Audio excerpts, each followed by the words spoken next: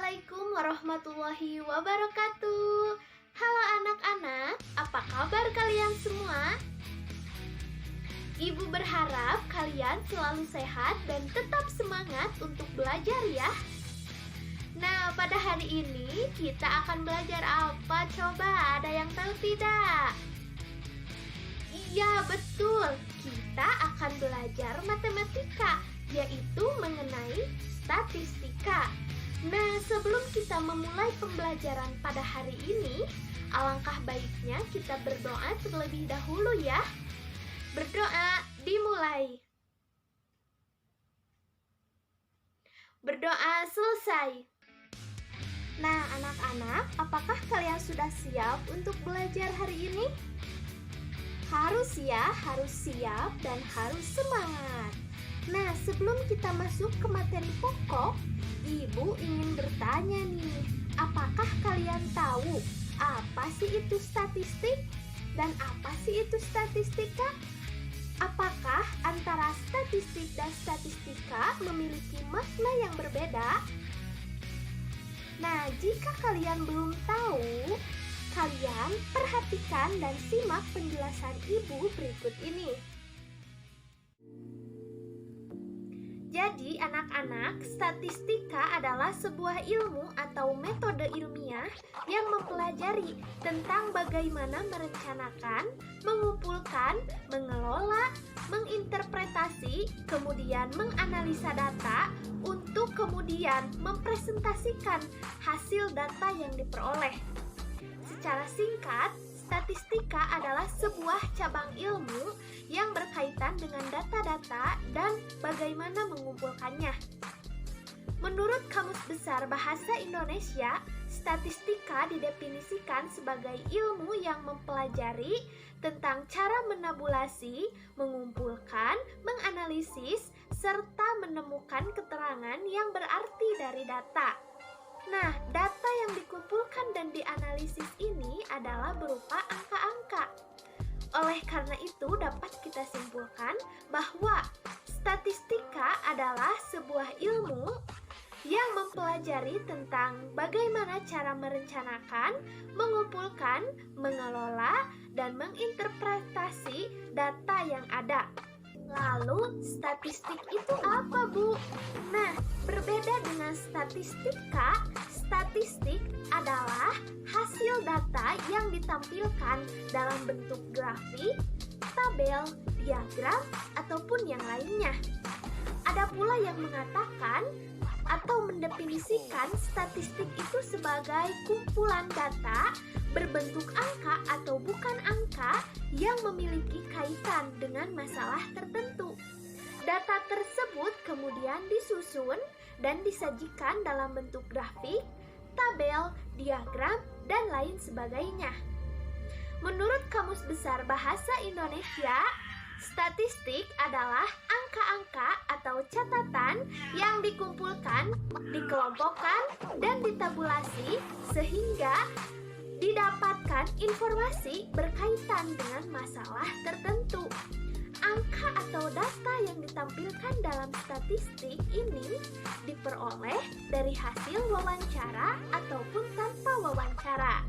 Nah, oleh karena itu, statistik pada dasarnya adalah data-data yang dihasilkan dari pengolahan yang kita pelajari di statistika.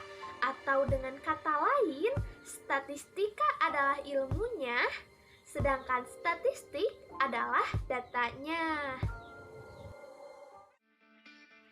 Itu dia anak-anak yang dimaksud dengan statistik dan statistika. Nah, sekarang bagaimana nih? Kalian sudah bisa membedakan kan antara statistik dan statistika? Oke, pintar. Nah, jika kalian sudah paham dan mengerti, kita lanjut ke materi selanjutnya, yaitu mengenai data dan datum. Berbicara mengenai statistika, tentunya tidak terlepas dari data dan datum. Coba Ibu ingin bertanya nih, apakah kalian tahu perbedaan antara data dan datum? Nah, jika kalian belum tahu, kita belajar bersama-sama ya. Nah, jadi anak-anak, datum adalah informasi atau keterangan yang diperoleh dari suatu pengamatan yang berupa angka, simbol, atau bahasa. Sedangkan kumpulan dari beberapa datum disebut data. Nah, dengan demikian, data adalah bentuk jamak dari datum yang belum memiliki arti penuh dan masih memerlukan suatu pengolahan. Data yang baik harus memenuhi 4 syarat utama. Yang pertama, data harus objektif. Artinya, data harus sesuai dengan keadaan sebenarnya. Yang kedua, data harus representatif. Artinya, data tersebut harus mewakili keadaan sebenarnya. Syarat yang ketiga yaitu data harus up to date. Artinya, data tersebut harus merupakan data yang terbaru, bukan data yang kadaluarsa. Dan yang terakhir, yang keempat, yaitu data harus relevan dengan masalah yang akan dipecahkan. Anak-anak, data dikelompokkan menjadi 2 kelompok.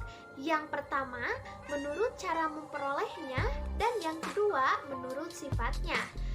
Dari menurut cara memperolehnya, data dibagi menjadi 2, yaitu data primer dan data sekunder. Nah, data primer adalah data yang dikumpulkan secara langsung oleh peneliti.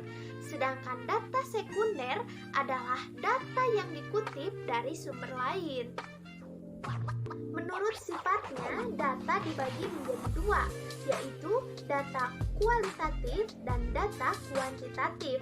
Data kualitatif adalah data yang tidak dalam bentuk angka. Contohnya seperti ini. Sedangkan data kuantitatif adalah data dalam bentuk angka. Contohnya seperti ini. Itulah penjelasan mengenai data.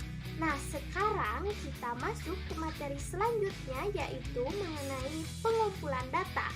Nah, kalian akan belajar mengenai min, median, dan modus. Nah, kalian perhatikan dan simak terus ya. Yang pertama yang akan kita bahas yaitu min. Ada yang tahu min itu apa? Baik, jadi min itu adalah nilai rata-rata dari keseluruhan data yang didapat. Nilai rata-rata diperoleh dengan menjumlahkan seluruh data kemudian dibagi dengan banyaknya data. Nah, ini merupakan rumus untuk mencari min, di mana min sama dengan jumlah semua data atau nilai dibagi banyak data. Atau dapat juga dituliskan X bar sama dengan sigma X per N, di mana sigma X ini adalah jumlah seluruh nilai atau data dan N di sini adalah banyaknya data. Yang kedua yaitu median. Nah, median adalah nilai tengah yang diperoleh setelah data diurutkan mulai dari yang terkecil hingga yang terbesar dari setiap penyajian data. Nah, rumus untuk mencari median juga seperti ini. Nah, di sini ada rumus jika jumlah datanya ganjil maka rumusnya seperti ini. Dan jika jumlah datanya genap maka rumusnya seperti ini. Dan yang ketiga yaitu modus. Modus adalah nilai dari suatu data yang sering muncul atau nilai dengan frekuensi tertinggi atau terbanyak. Agar lebih jelas mengenai min, median, dan modus, kalian perhatikan dan simak contoh berikut ini. Nah, anak-anak, di sini ada 10 anak nih yang akan diukur tinggi badannya, di mana hasil pengukurannya yaitu sebagai berikut. Kalian perhatikan dan simak ya.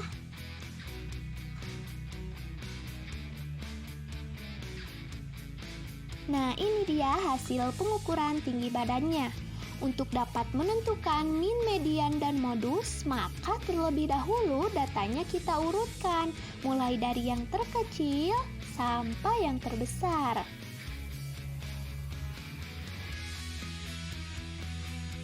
Nah, setelah data diurutkan, kita dapat mengetahui bahwa nilai terendah adalah berapa?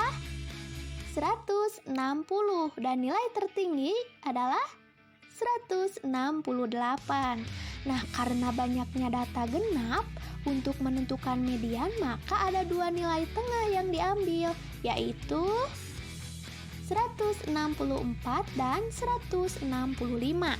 Untuk menentukan nilai tengahnya, maka kedua data ini dibagi dua, sehingga didapat nilai tengah, yaitu 164,5.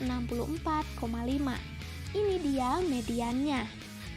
Dari data tersebut, kita dapat menentukan min-nya juga, yaitu dengan menjumlahkan semua data dan membaginya dengan banyaknya data. Jika kita jumlahkan semua datanya, hasilnya berapa? 1648. Sedangkan banyak datanya yaitu 10. Sehingga dari hasil tersebut kita dapatkan bahwa min datanya adalah 164,8. Sedangkan modus atau nilai yang sering muncul yaitu 164. Bagaimana nih, masih semangat untuk belajar? Harus tetap semangat. Nah, bagaimana anak-anak? Sekarang kalian sudah tahu dan dapat membedakan antara min, median, dan juga modus?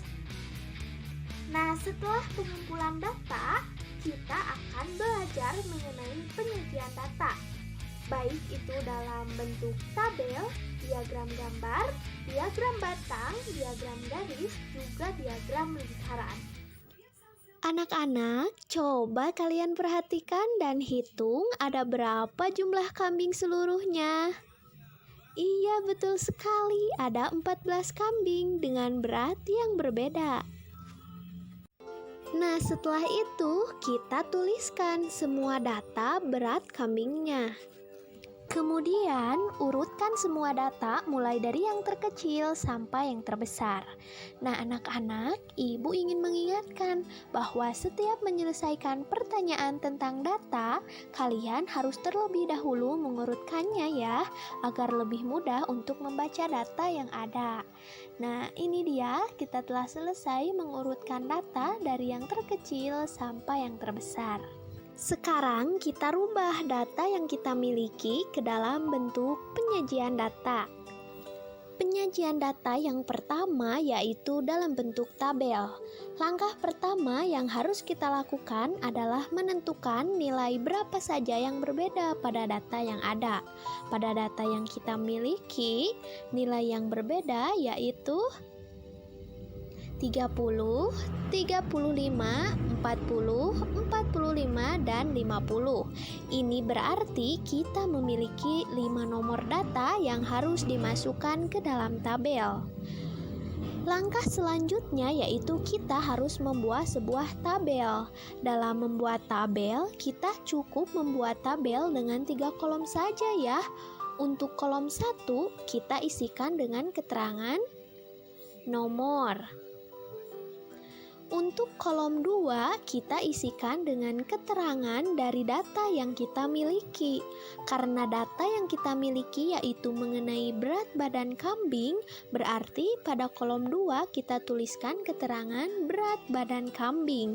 Dan untuk kolom 3, kita isi dengan keterangan jumlah. Kolom ini bertujuan untuk menentukan banyak dari setiap satu nilai data yang ada. Nah, setelah keterangan tabel sudah dibuat, karena kita tadi memiliki 5 nomor data yang berbeda, langkah selanjutnya yaitu kita buat terlebih dahulu 5 baris ke bawah pada tabel. Sekarang, ayo kita masukkan data yang sudah kita miliki ke dalam tabel ini. Nah, ini dia anak-anak, bagaimana, mudah kan? Penyajian data berikutnya yaitu dalam bentuk gambar. Pada penyajian diagram dalam bentuk gambar, Biasanya, satu gambar itu mewakili beberapa data anak-anak. Nah, berhubung data yang kita miliki sedikit, maka ibu membuat keterangan bahwa satu gambar kambing mewakili 2 ekor kambing, atau satu gambar kambing bernilai 2 data. Coba kalian lihat pada baris pertama, apakah kalian masih ingat ada berapa jumlah kambing dengan berat 30 kg? Iya, betul, ada 4. Itu artinya kita akan memasukkan 2 gambar kambing ke dalam diagram gambar. Hal ini disebabkan karena satu gambar kambing mewakili 2 ekor kambing. Nah, untuk data selanjutnya, ayo kalian coba selesaikan di buku catatan kalian ya. Tentukan banyak gambar dari setiap data berat kambing yang ada pada tabel. Semangat! Nah, anak-anak, sekarang ibu memiliki beberapa data nih. Yang pertama, ada 5 ekor sapi. Kemudian yang kedua, ada 3 ekor harimau. Yang ketiga, ada 2 ekor jerapah. Dan yang keempat, ada 4 ekor gajah. Sekarang, agar data ini mudah dimengerti oleh orang lain, ayo kita sajikan ke dalam bentuk diagram batang dan juga diagram garis. Anak-anak, sebelum kita membuat diagram batang atau garis, hal pertama yang harus kita lakukan adalah mengurutkan datanya. Kemudian, rubah data ke dalam bentuk tabel. Jika data sudah dalam bentuk tabel, selanjutnya kita rubah ke dalam bentuk diagram batang atau garis. Hal ini penting untuk kita lakukan agar kita lebih mudah dalam membuat diagramnya. Untuk membuat diagram batang atau garis, terlebih dahulu kita harus membuat satu garis vertikal atau garis tegak yang mengarah ke atas dan satu garis horizontal atau garis mendatar yang mengarah ke samping. Jika sudah, kemudian kita beri keterangan di samping garis vertikal dan di bawah garis horizontal. Untuk keterangan yang berada di samping garis vertikal merupakan keterangan berkaitan dengan jumlah atau banyaknya data. Di sini kita tulis banyak hewan. Sedangkan keterangan yang berada di bawah garis horizontal merupakan keterangan nama atau objek data. Di sini kita tulis nama hewan. Di keterangan banyak hewan, kita buat angka dari 1 sampai jumlah hewan terbanyak yang ada pada data kita. Jumlah terbanyak adalah 5, berarti kita tulis mulai dari angka 1 sampai dengan 5. Kemudian, tuliskan di keterangan nama hewan, di bawah garis horizontal nama-nama hewan apa saja yang ada pada data, mulai dari sapi, harimau, jerapah, dan juga gajah. Setelah itu, kita buat garis horizontal putus-putus lurus dari angka yang berada di samping garis vertikal. Garis putus-putus ini memudahkan kita untuk membuat balok agar sesuai dengan angka jumlah atau banyak dari sebuah data. Dan tahap terakhir, buatlah balok memanjang ke atas mengikuti banyaknya data sesuai dengan data yang kita miliki di atas nama hewan yang ada. Baik anak-anak, selanjutnya ada diagram garis. Dalam membuat diagram garis, langkah-langkahnya sama dengan diagram batang.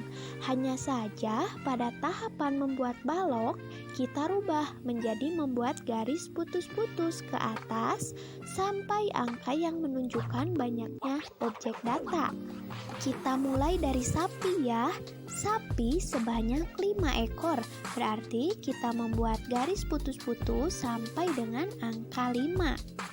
Selanjutnya harimau sebanyak 3 ekor, berarti kita buat garis putus-putus sampai angka 3 dan begitu pun dengan data berikutnya. Setelah semua sudah dibuat, kemudian kita buat garis di atas garis putus-putus, mengikuti setiap ujung dari garis putus-putus. Perhatikan ya, kita mulai dari data yang pertama, yaitu sapi. Kemudian kita ambil garis lurus mengarah ke garis putus-putus yang menunjukkan harimau. Kemudian arahkan lagi ke arah jerapah. Dan kemudian kita arahkan lagi ke ujung garis putus-putus yang menunjukkan gajah. Jadi begitulah anak-anak cara membuat diagram garis dan diagram batang. Mudah bukan? Terakhir di sini ada data jenis musik yang digemari siswa kelas 5 SD Maju Jaya. Nanti kita akan menyajikan data ini ke dalam bentuk diagram lingkaran. Kalian tetap perhatikan ya. Nah, ini dia datanya. Bagaimana menyajikan data ini ke dalam bentuk diagram lingkaran? Nah, langkah yang pertama yaitu jumlahkan total banyaknya siswa. Kita jumlahkan 6 ditambah 8 ditambah 3 ditambah 3. Berapa hasilnya? Iya, 20. Jadi jumlah total siswanya 20. Langkah kedua, ubahlah data dalam bentuk persen. Caranya seperti ini. Data yang pertama yaitu 6 dibagi dengan 20 dan dikali dengan 100%. Nah, setelah itu kita bagi 100 dibagi 20. Berapa anak-anak? 5. Nah, jadi 6 dikali 5 sama dengan 30%. Selanjutnya data yang kedua. Di sini ada 8 dibagi 20 dan dikali dengan 100%. Nah, sama ya, 100 ini dibagi dengan 20. Berapa? 5. Nah, 8 dikali 5 berapa? 40. Nah, jadi 40%. Kemudian kita lanjut ke data yang ketiga, yaitu ada 3 dibagi 20 dan dikali dengan 100%. Sama ya, kita bagi lagi dan hasilnya 5. 3 dikali 5 adalah 15%. Dan terakhir yaitu data yang keempat, yaitu 3 dibagi 20 dan dikali dengan 100%. Sama seperti data yang ketiga, hasilnya adalah 15%. Langkah yang ketiga adalah membuat atau menggambar sebuah lingkaran.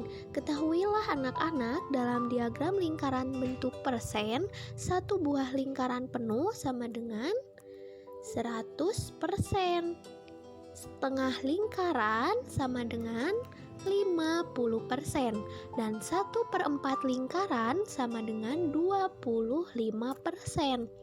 Untuk memudahkan, kita beri patokan tiap titik ini sama dengan 5%. Dengan ini, kalian dapat memperkirakan pembagian lingkaran sesuai sudut sektor dalam persen yang akan disajikan dalam diagram lingkaran. Baik, kita lanjutkan. Langkah keempat, bagilah lingkaran sesuai jumlah persen. Nah, jenis musik dangdut digemari 30% siswa. Kita gambar seperti ini. Ingat ya anak-anak, patokan yang 5% tadi. Nah, selanjutnya musik pop digemari oleh 40% siswa. Kemudian musik jazz digemari oleh 15% siswa, dan terakhir musik keroncong digemari oleh 15% siswa. Sekarang kita masuk ke contoh soal. Yang pertama, hasil ulangan matematika untuk 26 siswa adalah sebagai berikut.